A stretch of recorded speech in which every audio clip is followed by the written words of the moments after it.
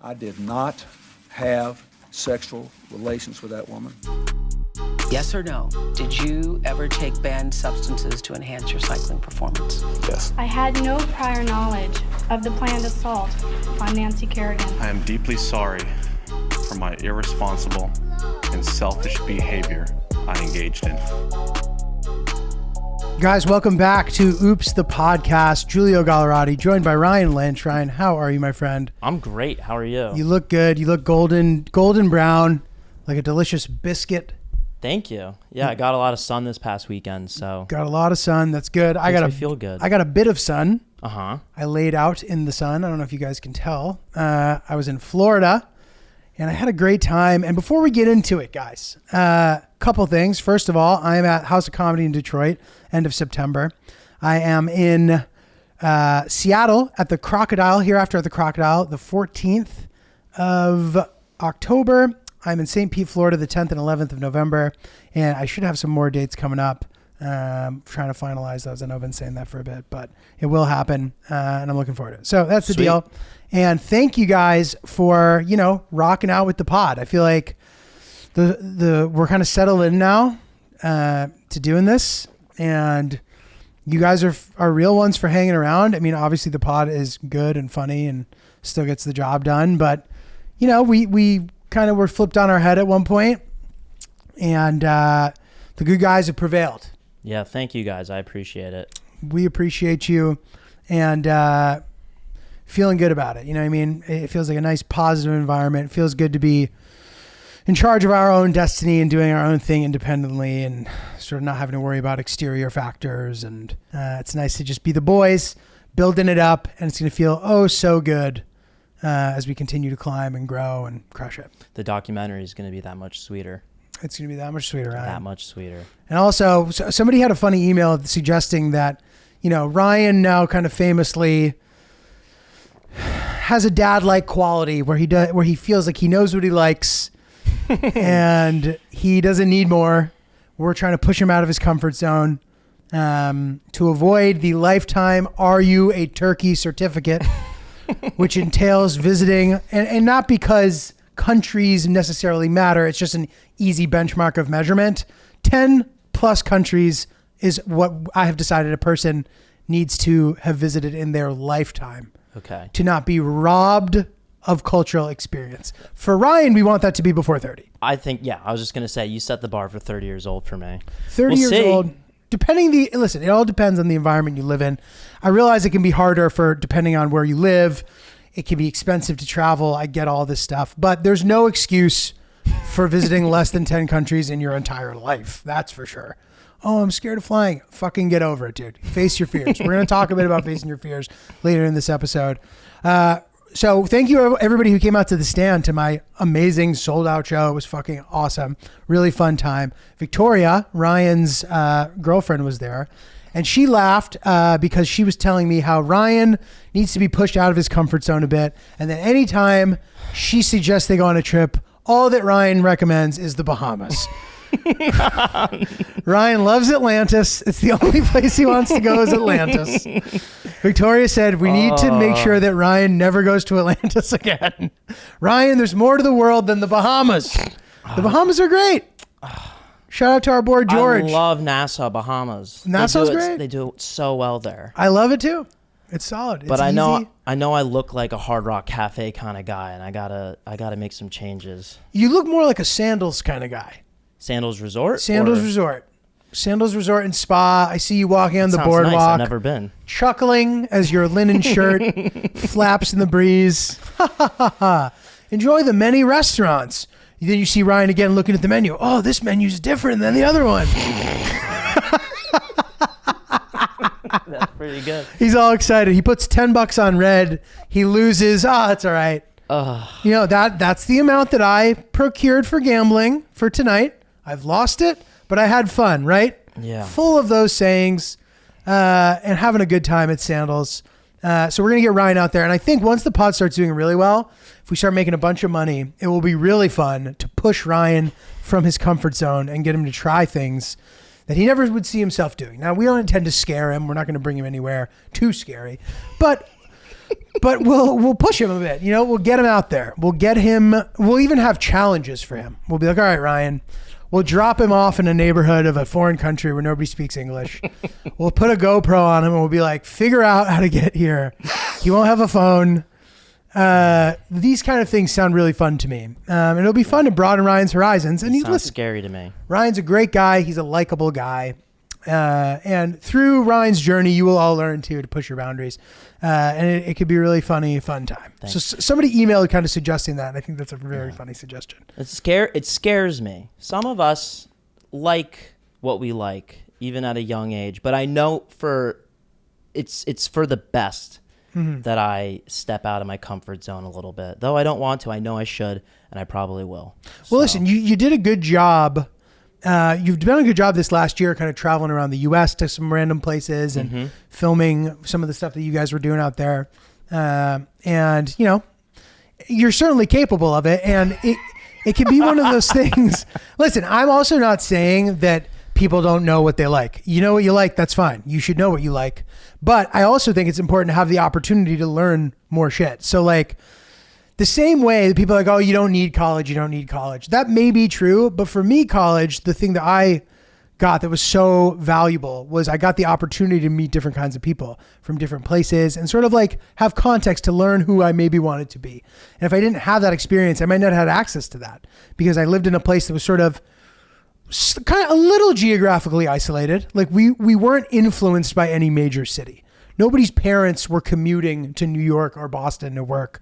We were kind of just, some people worked in Hartford maybe or whatever, you know, but it wasn't, so it felt kind of like if I never got out of there, I might not have had a chance to experience some new stuff. That's how I feel personally. Whatever, not that important. But I feel the same way about kind of visiting other countries, seeing other customs, seeing what people are like, and kind of seeing that whatever you thought about it, whether it was you were scared or whatever you thought, it doesn't have to be a negative thing. It's nice to put a face to whatever it is that you thought. Enough of the lecture here. But anyway, I feel like God put us together. It's possible, right? And it is a new purpose in my life to venture out. The Lord himself. And you are the liaison from him that he sent down. I like this. To get me to do something slightly uncomfortable in my life. I like this main character energy, Ryan. This is good. You're right. Main character syndrome, Ryan Lynch. He needs more of it in his life. And I will say, dude, right? I'll say this to all of our listeners. Be your own main character.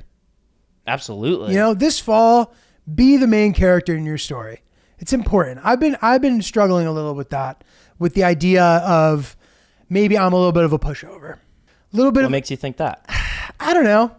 In comedy, you end up around a lot of people with very strong personalities and maybe even unreasonably narcissistic.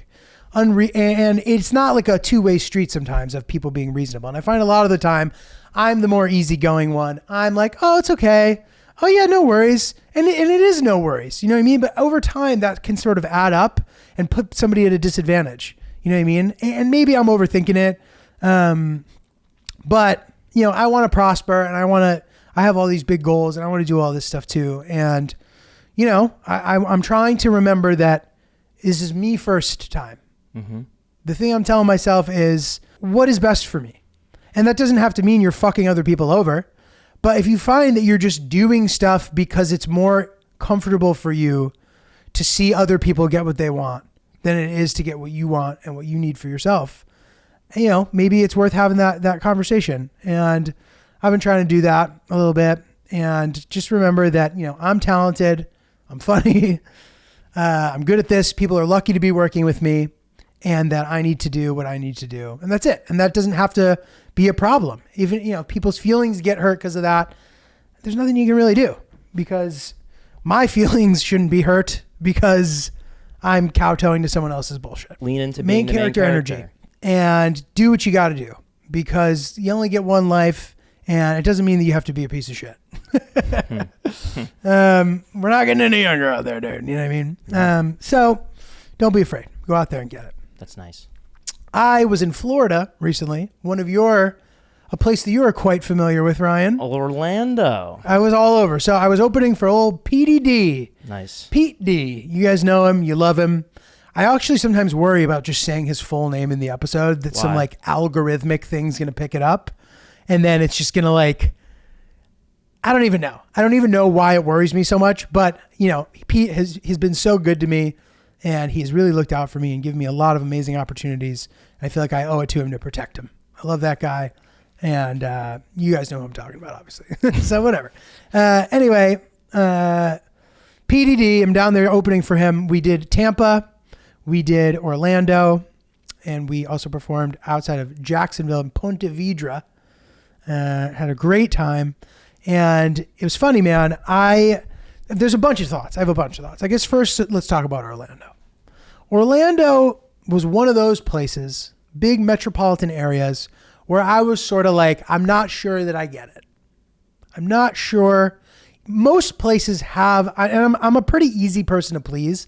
Most places have a thing where it's like, okay, they have that. They have this. And, you know, it could be beach. It could be food. It could be culture. It could be history. It could be a bajillion things. There's a bajillion things. There's very few places where I go there and I'm like, I don't get it.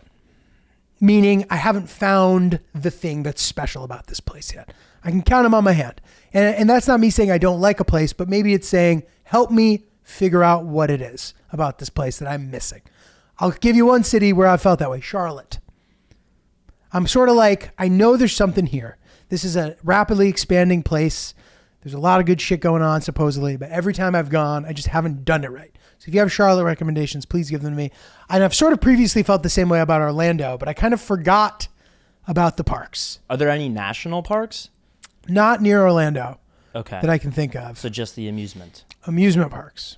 They're pretty sweet, dude. Hell yeah. They You are. know, and I know people are like, oh, it's man-made, whatever. Who gives a shit? Like, I love Vegas. I love man-made shit. I like Dubai. Why not Orlando? Now, previously, I've convinced myself that I'm scared of rides. I'm scared of flips. I'm scared of being jerked. And I like roller coasters. I've gone, you know, I've been on Superman at Six Flags New England. I've been on the Cyclone in Brooklyn. I've been on plenty of roller coasters. But the idea of going on a really intense roller coaster sounds a little scary to me. Mm-hmm. So I was down there with Ricky, and at one point I realized we were going to Universal Studios. And I looked at Ricky and I said, dude, I'm scared.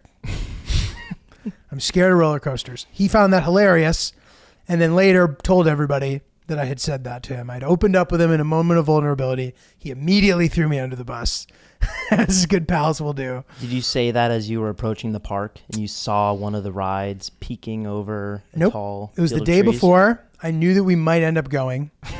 And I knew that we would end up going efficiently. I knew Pete would have some sweet setup. We would get right in there, and we'd go on some scary ride. And the first one that we were going to go on was the Hulk. Have you been on that? I've never been to Universal. Oh, I've been wow. to Disney maybe 20 times. Never been to Universal. So you've never been to Universal. Never. So you only go to Disney every Well, time. Exclusively. We're Disney. We're Disney Vacation Club members. Wow, that's very sweet. Okay, I want to learn more about that in a second. I don't know anything about the Hulk. What's that about? So the Hulk is just a very intense roller coaster. So we were preparing to go on. Everyone's joking about how I'm scared. Pete didn't seem to care. He wasn't like catching on to this gag. He was like, okay, whatever. Like Giulio being scared of the rides doesn't matter to me. I'm not going to participate really in this joke. And the apathy there worried me. I felt like, okay, I want to be included in Pete things, and I don't want my reluctance to try a scary ride to prevent me from participating in the group. I need to go on this ride. Okay. That's how I felt. I didn't feel peer pressured, but I felt as if this was an audition. All the other boys were going. It was a big crew. We were a big group. I wasn't going to be the guy who didn't go on the ride. So I decided I'm going on the Hulk. Let's do it. I get in there and I was pretty scared. And I'll tell you what, it was actually a little bit of a blessing in disguise, because what the Hulk does, the scariest part to me of a roller coaster is ascending the drop. You climb and then you go down and the Hulk shoots you out. As you're ascending, it shoots you. You hear the Hulk go, and then it just shoots you, blasts you, and suddenly you're blasted. And now you're flying full speed over the arch, and you do a little twist and you flip and you go around. And it's pretty quick. And while it's scary, at one point I saw stars. But I was fine.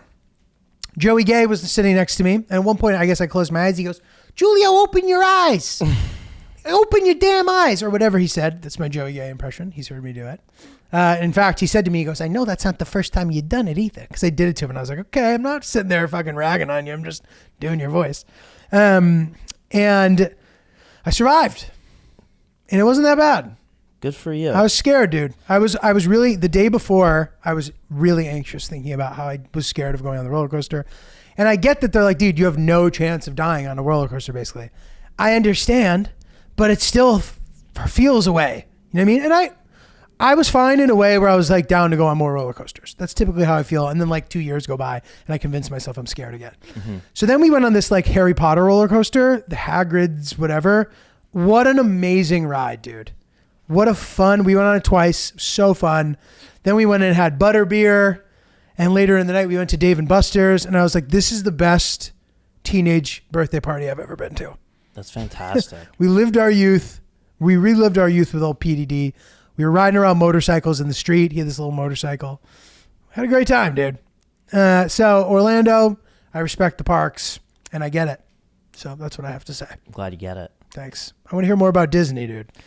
Tell me about your affinity to Disney World. I mean, my grandparents, when Disney opened in the 70s, became Vacation Club members. So was that the first park down there? I think that Magic Kingdom was built, and then they had a couple of properties surrounding it. But is Disney World Magic Kingdom, or is Magic Kingdom separate, and then it's part of the all-encompassing?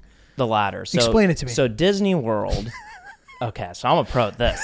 I got you covered from this. You have Iraq and Afghanistan. I got you covered with Disney World in Orlando. Thank you, So Disney World is in Orlando. Disneyland is in California. Disney World has, I think, 5 parks. You have Magic Kingdom, you have Epcot, you have Animal Kingdom, and you have Hollywood Studios, which was MGM Studios previously. So Magic Kingdom is the big one that everyone goes to with Space Mountain, Splash Mountain. Splash Mountain's still there? They are renovating it and they're repurposing it for the Princess and the Frog. Is Thunder Mountain still there? Yes, it's still there. It is. I remember famously Chase Guarino, rest in peace, once famously said he could run faster than Thunder Mountain.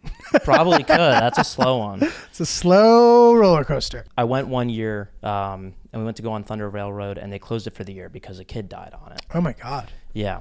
So my grandparents had a RV and they would drive down to Disney and stay at the campgrounds. And so they became Vacation Club members and they've had it for years and years and years. And growing up, we'd go every other year and stay in a villa at one of the resorts. And yeah, I grew up in Disney. Sweet. Yeah, it was fun. I liked it a lot.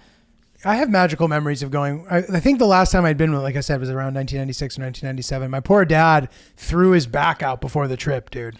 And he was kind of hobbling around. He refused to let it ruin the vacation. He still went on Space Mountain. Damn. He still went out. Have you heard of a park called Wet and Wild? Is that a Disney park? I don't know. It must have been included in whatever package we bought because we went there and we went on some scary water slides. That's cool. No, I haven't. Okay. Yeah. Water parks have sort of become, I don't know if it was like a difference in my perspective, but it feels as if people have sort of gotten grossed out by water parks as the years have gone on. I also think water parks are a little bit scarier than like regular roller coaster amusement parks. How come? A lot of the slides go straight down. At Atlantis, there's a slide called the Leap of Faith, and it's the famous one where it's in the pyramid, and you go straight down into an aquarium surrounded by sharks and I've seen video large of this. fish. And That's cool. That one's scary. I never was able to get the courage to go on that one in my handful of times going there. I think the water parks are scarier, and they are definitely dirtier. I mean, you see a Band-Aid in the water. Yeah, dude. Ew. It's disgusting. It's gross. Dude, we should go on King Dakar. No. You would never do it? I'm scared. I waited online with all my friends, and then I got into the seat, and I said, nope, I'm out. And then I grabbed everyone's bags like a little bitch. Wow. And waited. And I didn't care. And I still don't care. Wow, good for you, Ryan. Maybe I put my defense up real quick on that one. See? I'm not going on King Dakar, but I will travel. Ryan adhering to the main character energy while I immediately, after my diatribe about main character energy, talked about how I succumb to peer pressure immediately. No, you can't. I do think, though, it's good to overcome fears, and it can feel like an accomplishment. King Dakar is the tallest kind of roller coaster on Earth. It's one of the fastest as well. It seems pretty fucked up. You basically just shoot into outer space. It's in New Jersey. I have friends who've been on it that've said it's crazy. I think I would do it just for the sake of like doing something that seems scary. You have a high risk of survival. Have you seen the videos where people are going on King to Cot and it doesn't make it over the tip? And then they just go backwards? And it rolls backwards? No. I mean, is that dangerous? It's not dangerous, but it happens. And that too, on top of the fact that it's the fastest, tallest ride in the world. I could never do that. I could never do that. You couldn't convince me. I went to Dorney Park, which is a small amusement park in New Jersey, in 6th grade, and I didn't want to go on a roller coaster. And the chaperone, one of the moms, made me go on it. And that was fucked up to do to an 11-year-old. And it was my first loop-de-loop. And Loop-de-loops are tough. You can't force a loop-de-loop on a kid. Guys, have you noticed that your hair maybe just isn't quite looking as healthy as it used to? Just isn't quite looking as healthy as it used to. Maybe you're starting to see more of your scalp, or you're self-conscious about thinning patches. It can be frustrating. And I know that it's a thing that I am constantly monitoring for, dude. I know that when I'm at the self-checkout, there's always a sky cam and you can kind of see your scalp. And I always do a full assessment at that point. And then sometimes if I can see a little bit ahead, I'm like, oh my God, is that my whirl? Or is that my part? Or is that the end? Or the beginning of the end? Listen, any sort of hair health concern is obviously nothing new. It's something that we've sort of probably all thought about at some point, unless you've got that sort of like above the eye hairline. Very rare for which that. is very rare. Very you know what I mean? So fortunately, there's a bunch of products out there right now where you can help get yourself on a healthy track. Because with Nutrafol, you don't have to just accept it. You can do something about it. Nutrafol's physician-formulated hair growth supplements use science-backed ingredients. The drug-free, patented technology provides consistent, reliable results. Nutrafol supports healthy hair growth from within by targeting the root causes of thinning, Ryan. I like that. Stress, hormones, also known as hormones, environment, known as environment, nutrition, lifestyle, and metabolism. Through whole body health, you get a very thorough custom analysis of your body and what you need to improve your hair situation if that's something you feel like you need to do. Nutrafol offers a whole slew of products, regardless of where you're at in your journey, whether it's to keep up with where you're at, or if you want to improve your situation, they have got you covered, and it actually works. In clinical studies, 72% of men saw more scalp coverage, 86% of women saw improved hair growth. Take the first step to visibly thicker, healthier hair. For a limited time, Nutrafol is offering our listeners $10 off of your first month subscription and free shipping when you go to Nutrafol.com and enter the promo code OOPS. Find out why over 4,000 healthcare professionals recommend Nutrafol for healthier hair. That's Nutrafol.com, spelled Nutrafol.com,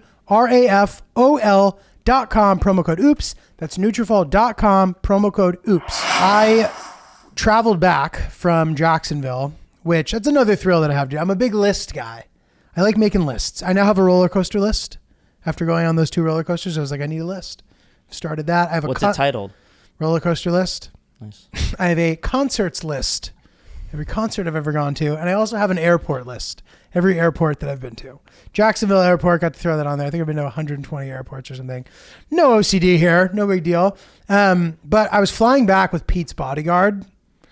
Pete's security. You don't have to call him bodyguard. He has a security guy on tour, like pretty standard. And it's pretty sweet. When you're walking through the airport with a security guy, you just look like you have a security guy. That's pretty sick. He's not working, but it just looks like you're and dude, it was sick. Everyone's looking like, who's that guy walking with the security? And I was Did you bask in it for a little bit? Yeah. Dude, it was fire. It was so amazing. And he also said some like nice nuggets of wisdom. He said something. I was like, yeah, man, Pete's a great guy. He like really looks out for everybody. And he made some metaphor. He's like, yeah, man. He's like, it's one of those things where he reaches his arm down and he says, come with me.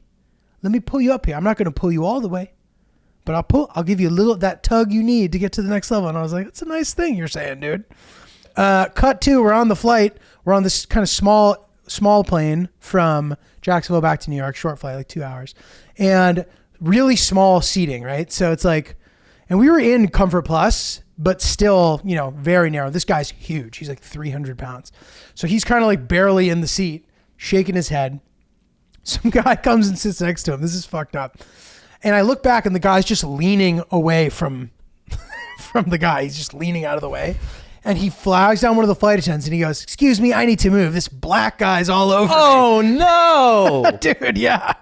These loud and proud, the guy screamed it? It wasn't like loud and proud. I was a row ahead of them. But dude, racism extract, dude. How did he take it?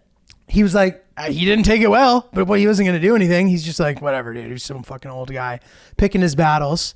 But I was like, damn, dude, that is What a brutal. bitch. What a bitch. To lean away? Dude, absolutely brutal. But then, I guess he ended up getting to sit alone, but it definitely wasn't worth it, dude. Super fucked up. That is fucked up. I know. But yeah, it's funny.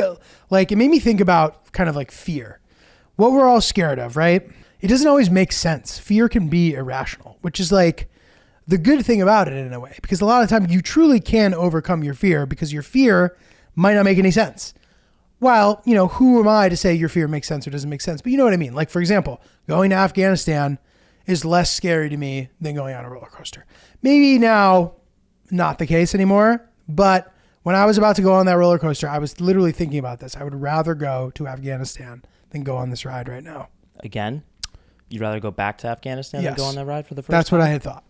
Listen, now that I've gone on the ride, I was like, okay, that wasn't that bad. And it doesn't require 18 hours of flying and being in a place with a precarious security situation. Instead, I can just go on this ride for... I can go on this ride for 70 seconds. What a group of options you have there. But at one point, I was legitimately scared of that. And bro, there are people who are like afraid to fly for real. They're just afraid. They don't want to do it. And if it's a fear where it's like making your life more inconvenient, sometimes it's worth it to go for it. Now listen, I get why Travis Barker's scared of flying. I believe he's began flying again. He famously survived a plane crash. I believe he's taken to the skies. If you want to check that, We'll correct it in the video. We'll fact with Ryan that for old time's sake. By the way, watch the podcast on YouTube. By the way, we throw up some graphics and make it as interactive as possible. And I think there's some tidbits that you can only get in the YouTube version of the show that you don't quite get on the streaming. Agreed. I was proud of myself too, because near Jacksonville, there's like three close, well, where we were at least, we were in Ponte Vedra, like I said, there's 3 close national park sites. Mm-hmm. Now, all of them were like $80 round trip Ubers. Now, we had a van. I could have theoretically been like, hey, can I use the van? But you don't want to be the guy using the tour infrastructure to do tasks that you don't need to do. You don't want to be, one of the keys I found, now that I headline, one of the keys to being a person who I want to have open for me is them not causing problems for me while I'm on the road. So that could extend to a bunch of different things. Are you literally causing problems where I'm dealing with a problem because of you? Are you slowly but surely forcing your agenda onto me? This is my weekend. I'm the one who has to do the long shows. You're just doing a quick set. Don't start saying what we're going to do. The point of this is that I need to be rested and ready and confident and feel good about my show. So don't do that. And just don't, I'm trying to think of other things that come up, but I think that pretty much sums it up. Those are like 2 broad things. Don't force your agenda on me and be easy. So don't have a heavy presence. I don't want to be looking for you, wondering what you're doing, worrying that you're fucking shit up. Like, I don't want to have to do any of that. I want to know that you're going to be there. You're grateful to be there. You're not going to agree to something and then later tell me that whatever, just whatever. No problems. That's why I love Danny. Danny is a wonderful road companion. You guys heard him on the last episode. He's a great guy. He's a good friend. He's helpful. He goes up there. He does his job. But more so than being funny to me, it's more important that you don't cause problems. Danny happens to be both, which is why he's perfect. So anyway, I had that in mind when I was like, dude, you'll go to Jacksonville another time and you'll get to go to these national parks. And if not, you'll fucking die and you won't get to go. Who gives a shit? Like, don't do things that are going to potentially fuck up your situation here. These are good gigs. These are good things to be doing. Down the road, we're kind of talking about working on some other stuff in bigger capacity. There's some exciting things on the horizon. There's no need to potentially fuck the van up and have to make that phone call. Mm-hmm. Or Oh, let's go get this. Oh, G has the van. What do you mean G has the van? Where is he? Oh, I don't know. He went to do something. No need for any of that shit, right? So anyway. That's a smart move. And dude, one more thing. I thought this was one of the most legendary things I've ever seen. You know, sometimes they'll offer you $1,000 not to board a flight. $1,000, you don't board the flight. So whatever, somebody accepted it, whatever. We all move on with our lives. We're on the flight and someone's like, Edward, whatever, are you on the flight? Edward so-and-so, are you on the flight? Reminder that you accepted the $1,000. He got on after. Bro, he boarded. He took the $1,000 and also took the flight. They weren't able to and I was like, wow, that is the most. Everybody on the flight was dying. Like, this guy is a complete savage. This is hilarious. So shout out to Edward out there. So what happened? He made it to Tampa in time and he got $1,000, I guess. You didn't deboard? No. Oh, what a legend. What a complete fucking legend, dude. What was his name? I think Edward or something. I don't remember specifically, but whoever he is, cheers to you, dude. Main character energy. That's what we're all about here this episode. Sneaky. Oh, that's so cute. Very cute, dude. I love that. What do you got for me? I have something. I have a turkey in question. Are you a turkey? Are you a turkey? So I was in Cape Cod over the weekend doing some family stuff. My parents and I went up, hung out with Vic and her family. Very nice. She ran in the Falmouth road race. Ah. So there was... How long is the mileage there? 11 miles. Okay. So, yeah, she did great. I have some other stuff on that. Maybe we'll get to it. But we went whale watching. Ah. And have you ever gone whale watching? No. My parents I told this story a few pods back, but many pods back, but about how my mom lost her phone and my dad went on that wild goose chase. That all originated from a whale watching. Yeah. So how was the whale watching? So I'll start with this. So Victoria planned it, and I was putting up just a pouty, mopey face the entire week leading up to it because I did not want to go on a boat for 4 hours because that's how long the excursion was, for the possibility of not seeing anything. Did you get seasick? No, I don't. So I was not looking forward to it. But I also know, and many of you might know this, you can't really complain if you're not putting in any effort to come up with an alternate event. This is or one of activity. our pet peeves that we had discussed. Yeah. So not that I'm down for whatever. This is sort of this is the same. This is kind of the same thing. You're like, what do you want to do this weekend? Whatever. Sure. Let's go whale watching. No. Yeah, exactly. So I knew that I couldn't, I had to suck it up. And I had to buy into it. So we go, and it's expensive. It's like $70 a person. So that too, I was just like, this is annoying to be spending money on this. So we go, and there's our party. There's 8 of us, and it's you arrive at 3:00, and we all get up there.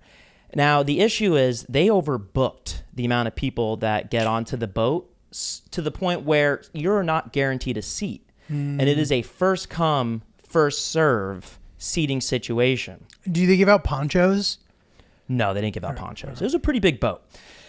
And the turkey in question here is the individual that might be a part of a larger party that boards the boat or whatever vessel first and saves seats. Oh my God. So there was a guy. I hate this topic. Exactly, because I don't know what the right thing to do is. Turkey Central.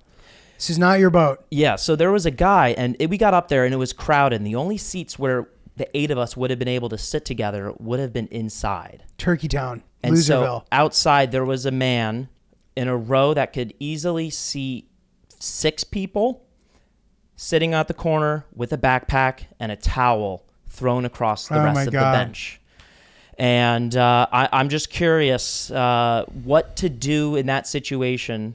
If there's no other place to sit, do you go and confront this guy? Yeah, I think, how do you do it? In main character energy fall 2023, which Yes. we're all living in, I could get behind you go us doing confront this fucking guy and say, hey man, I'm saving these seats. No, you're not. You're not saving these seats. You can't do that. That's fucking bullshit. And dude, that drives me crazy, especially I experienced this on the train, the Long Island Expressway, the Long Island Railroad back to New York City. I get on the train, it's full, and there's people saving seats and shit. And it's like, dude, you can't do that. Now, this one girl was her boyfriend who ended up sitting there. I guess that's a slightly different story. But you can't just be saving seats when nobody has a place to sit. And Some guy had his backpack on the out. Like when it's like that, dude, don't do little tricks to try to get people not to sit with you. Don't sit on the outside and put your bag on the seat on the inside. Don't do that shit. It's fucked up. Like, and I sat next to this guy who went, oh, and then he was fucking like sneezing and coughing the entire time. Oh my God. I was like, he probably just did too many drugs last night. That's what I'm hoping. And I get that. Like the guy that goes, oh, like, yeah, no one wants to sit with a stranger, but Fuck just that. like we have to. In my head, I'll go, oh. I was taking an Amtrak a couple weeks ago up to Boston, and I was one of the latter half of the crew to get on, to the point where there was no options to sit in a row by yourself. My tip, if you are one of the people that are boarding later, find an old, frail woman and sit next to her. She takes up the least amount of space, and she's minding her business, and she won't be upset with you sitting next to her. So It's pretty good. So that's what I'd say. You found a nice girlfriend? Yeah, Mary Beth. She's a sweetie. But I will. So yeah, this guy, and he looked like a turkey. He was sweaty. He was wearing one of those fishing shirts that have that meshy interior, and just tons of hair flying out. And he was wearing sandals, and he had sunscreen all over his nose. Zinc oxide. Yeah, and ready. just an absolute terrible person. If you listen, you're bad. But the whale watch, the rest of it was pretty good. When we boarded, I still in my head was a little angry, and I was praying like maybe we'd see some whales kill each other, or we'd see like some come out and talk to us. You don't get any of that, but we saw 20 whales. Wow. We saw 20 whales. Humpback whales? Yeah, and it was beautiful. It was very cool. We got very close to them, and it was sweet. Got some good videos, and I'd like to see some of these. And then there were 2 whales that almost breached, which is when they jump out completely. Oh, wow. And that's called breaching. And she said that 1 in 15 whale watch excursions, you might see that. And we were very close to seeing it. I like that they set the expectations. I remember I went on like a bus tour of Denali National Park, which took really fucking long time, dude. If you ever go there and you're not intending to like hike or whatever, you kind of maybe don't need to do the bus tour, in my opinion. It's nice, but like, it's nice that they'll be like, we may see a bear, we may see this, we may see that. And so this way, if you don't, they'll come back. But you know what they do on the whale watching things? To ensure that someone will actually see whales, they send scuba divers into the ocean and they have them tickle the whales' bellies, which drive them to the surface. I didn't know that. That is because I made that up, Brian. Oh. You would believe that because you're a sweet boy. Oh, no. You're a nice, sweet boy, Brian. I'm glad you had a nice time seeing your nice whales. It was very cool. My parents would have loved that shit too. Yeah, absolutely. Let's do a little email action. What do you say? Shoot. Last episode, a couple episodes ago, we were talking about getting a boner during a medical exam. Oh, yeah, we got a bunch of that. And what the deal is with that exactly. Not to be crass, but just because we're kind of curious. So we had a couple of physicians get back to us, and med students alike, and there was a couple funny ones here. So first of all, I'm a med student, and they tell us to normalize erections if a patient gets one during an exam. It definitely happens sometimes, and that's 100% okay. That's what my watch is acting up here. So that's number one. This one I thought was especially funny. Hi, I love your podcast. Been listening for years, and I'm glad that it's still going strong. I'm a female physician and thought that I should weigh in on your most recent episode. First, on more than one occasion, I've encountered patients, usually demented, delirious, or psychotic, masturbating in their hospital bed.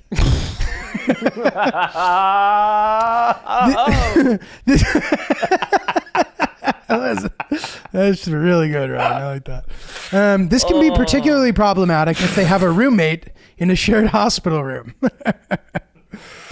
Second, when I was in medical school, we had to learn how to perform a very comprehensive exam of the penis and testicles. The school hired a man to be the quote model for this learning exercise. While seated in front of this man's genitalia, he complained that I was not using enough pressure on his testicle exam, and he instructed me to practice by grasping his testicle and squeezing progressively harder until I was squeezing as hard as I could. I was gripping this testicle with so much force that my knuckles turned white, and this man just kept insisting harder. Damn, dude, this fucking model, it sounds like he has a weird ass fetish. It's pretty good, dude. It's pretty fucking good. That's it?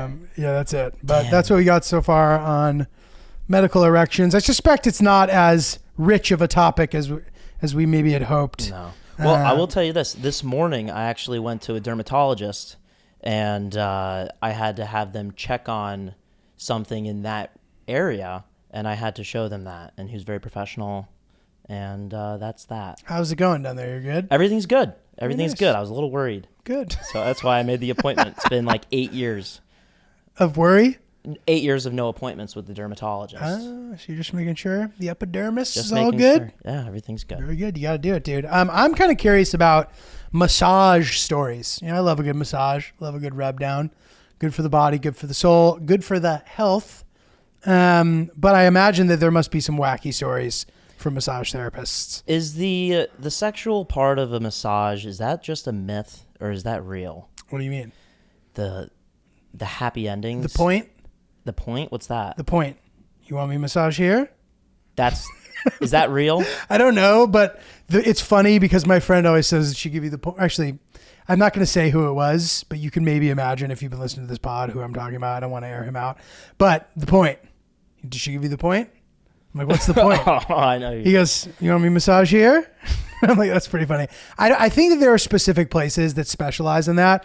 I am always curious if there's ever been a situation, I've heard about it once or twice, but I don't know that I even believe it, where you went into a regular massage that turned into an erotic massage. Mm-hmm. That can't be happening regularly. No. But there are places that are known for that. You know. Yeah. Well, you see online people talk and they boast about it. About what?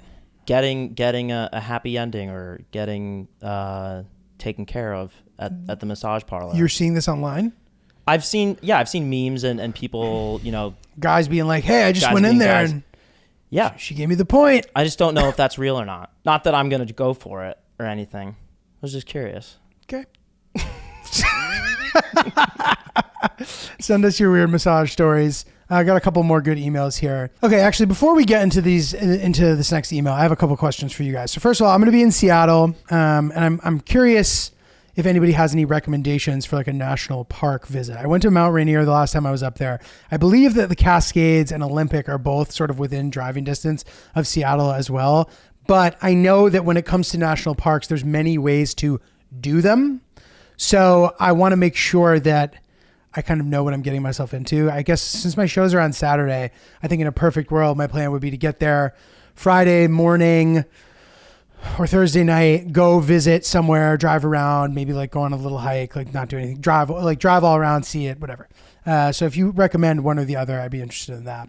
And additionally, I am interested in maybe doing some sort of like Buddhist journey and making a video about it.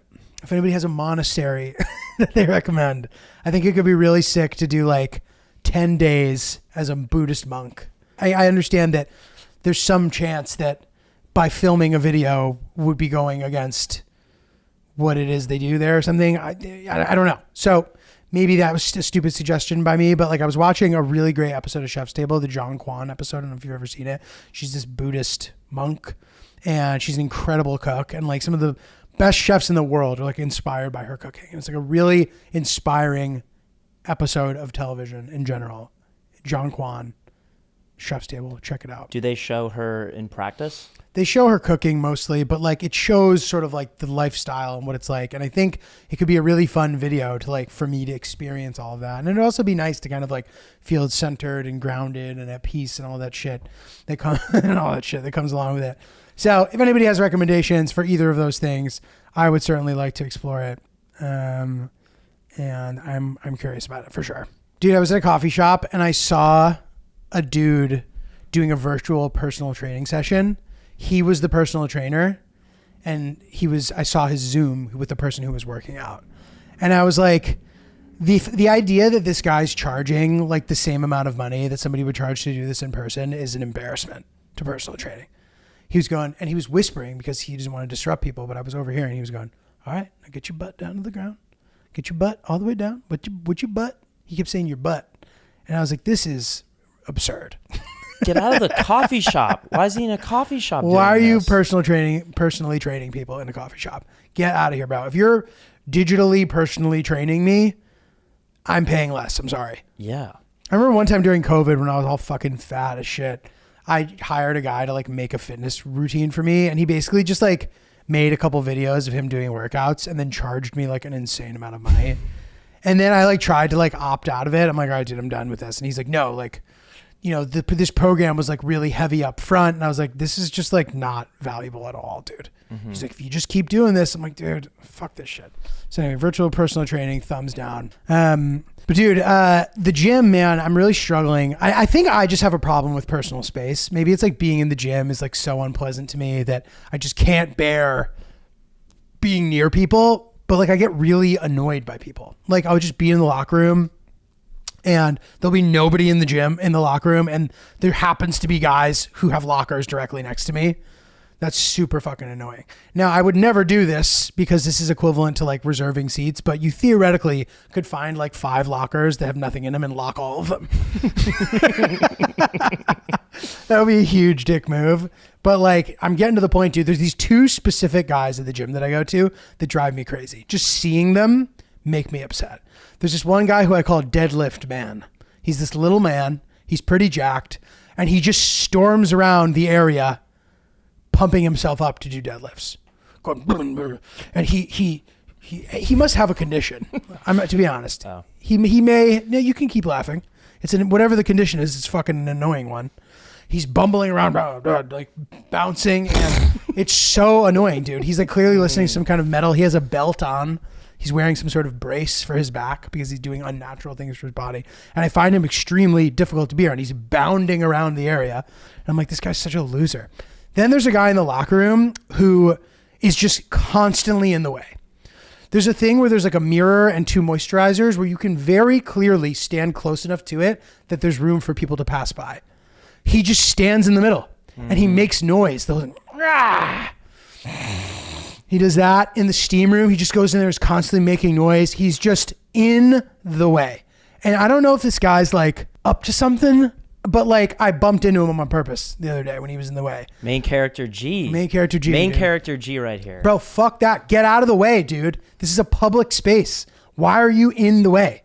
And when I see him, it just ruins my day immediately. I see him and I just go, fuck. It's tough, dude. It's annoying. There's a woman in my gym that is constantly on speakerphone. Oh my And when God. I see her, I just, my heart sinks. Dude, I sent you that video of the guy talking. On the phone? Yeah. Yeah. I'm going to send it to you right now. I'm going to play it right now because it's so obnoxious. I don't want to show the video just in case this guy hears it and then sues me or something. He seems Joey Swole is going to make a video of you if right? you release that online. So. Not a big deal at all. Which, honestly, dude, I kind of... Fuck that guy. Fuck that. Honestly, dude. Not a big deal at all. Honestly, dude, get the fuck out of here with that shit, dude. Okay, guys, summer coming to an end. I hope you've had a nice one.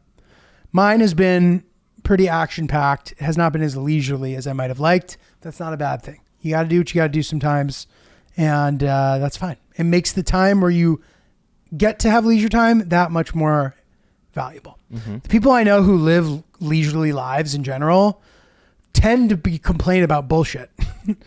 It's a really sad how imperfect humans are in that way, where no matter how good things are for you, you find a baseline of normal, and whatever's worse than that is bad.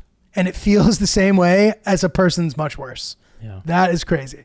So anyway, keep grinding. We got one more email here, and this is pretty good. I think you guys will like it. Yo, what's going on? Julius and Romulus. Good one, dude. Sweet. That sounds cool. Glad to see the new transition the pod is making. Speaking of transitions, I wanted to get your guys' opinions on this. Having moved out of the city I grew up in, I've kept in touch with some friends for the better part of 10 years. It's not until the last couple of years that it's beginning to feel like I'm the one that wants to keep the friendship alive.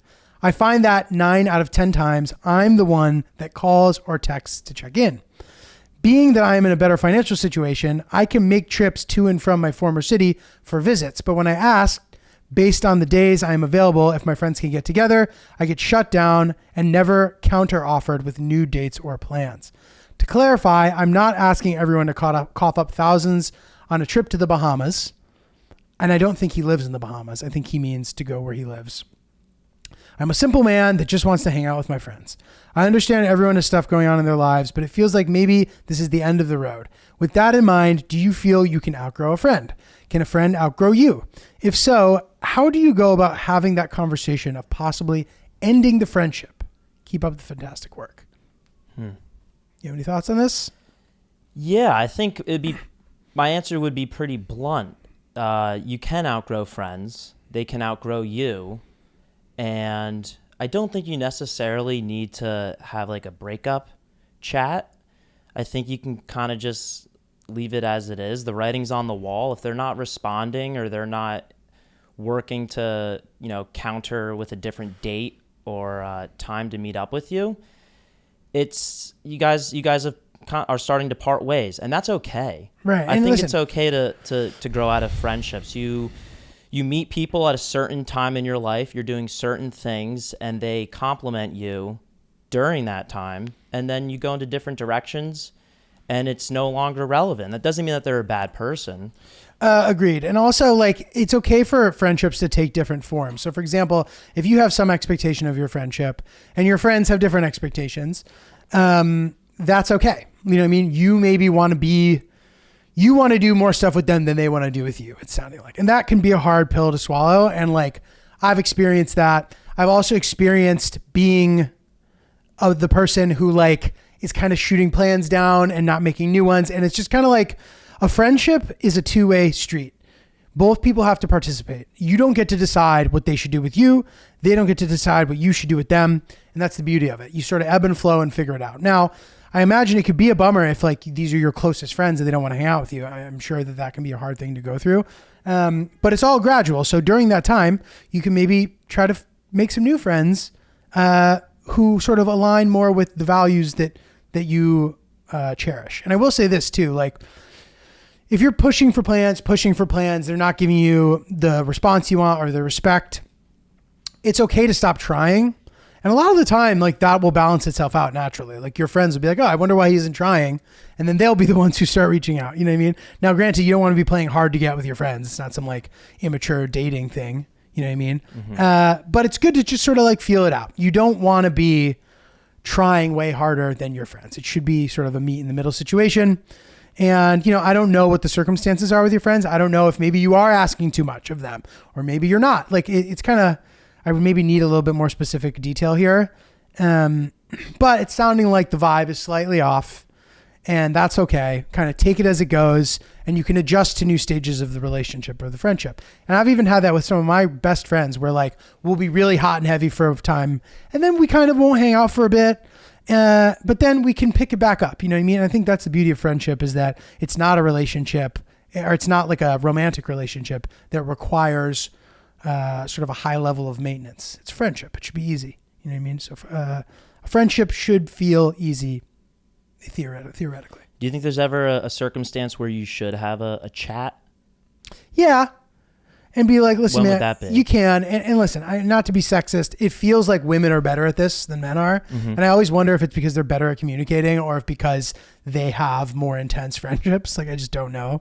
I'm sure it varies from person to person. But I do think it's good to communicate. And I think that like, as a guy, and I've noticed this with a lot of my guy friends, there's this impulse to kind of like, just change your behavior and not say why you're changing your behavior. And that to me can be a bit detrimental. Like, I think it's good to be like, hey man, I feel this way about that. I wanted to talk about it. As painful as that could be, it's very main character energy to confront it. Very and just be like, hey, listen, like this isn't a big deal, but I feel this way because of this, blah, blah, blah, and talk about it, Yeah. Regardless, it's a very difficult thing to go through. So hang in there. Hang in there. You'll get it done. Hope you guys enjoy this like kind of last week of summer. US Open's on, watch some tennis, chill out, have fun with some friends, and hit the ground running in the fall. You know where I'm going to be. Check out notjulio.com for tickets. Detroit, Seattle, St. Pete, Florida. More dates coming. Ryan, you got anything going on at Ryan is Really Polite? No, just posting silly stuff. Tune in if you haven't yet. I'm at Ryan is Really Polite, and then on Twitter, Ryan is Polite. Thanks for listening, guys. Check out the store. We got some fresh merch and it's super high quality. My parents, they just got their t-shirts in the mail today and they're rocking it around and it's fun. I cannot wait to bump into somebody in the street wearing a big GT. Probably just give you a hug. So, the Oops fam is living strong and proud, and we appreciate you guys.